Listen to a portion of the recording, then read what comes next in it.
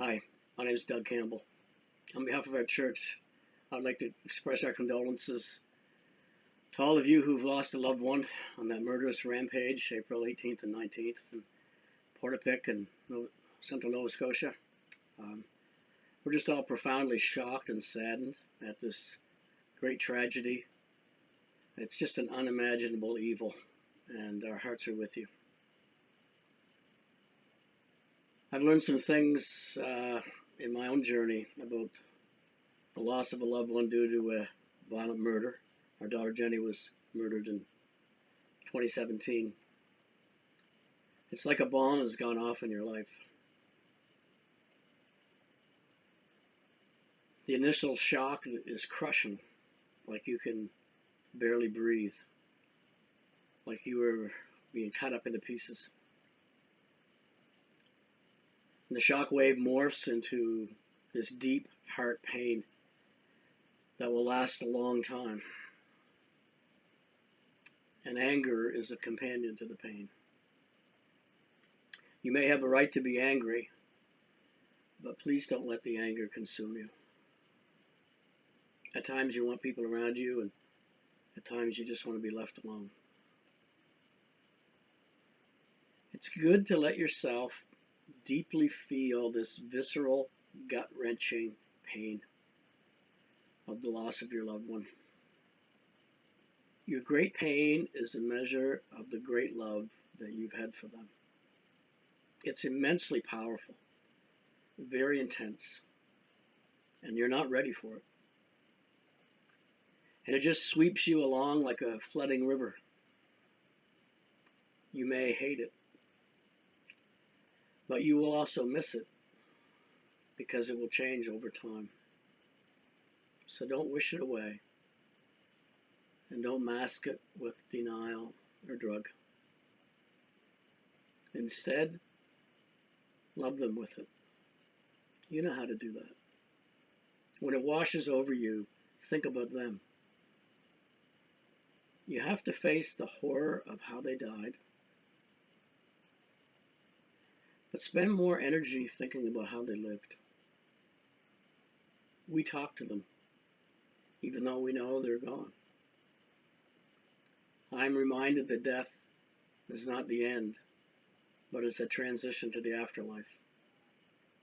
And that's why we need a Savior. Do they know the huge void they have left in our lives? We can only hope they do. Because of the magnitude of your tragedy, your loved ones will be more memorialized in some special ways. But eventually the world will move on.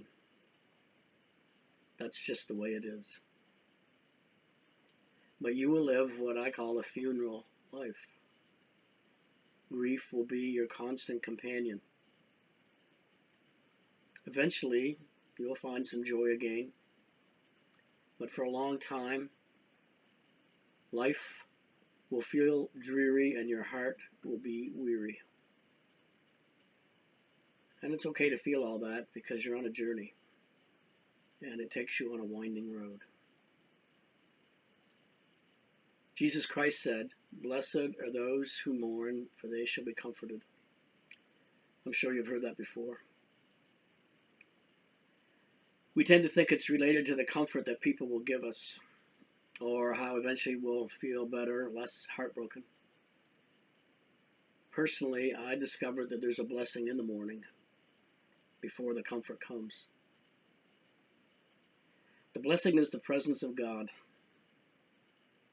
And you can discover that in a new way because God shows up to mourners who seek Him. The blessing is that you can get more of God in your life. The sudden loss of your loved one to a violent death rocks your world like nothing else. We look for reasons and we look for answers to the questions of why. I want to offer you a big reason.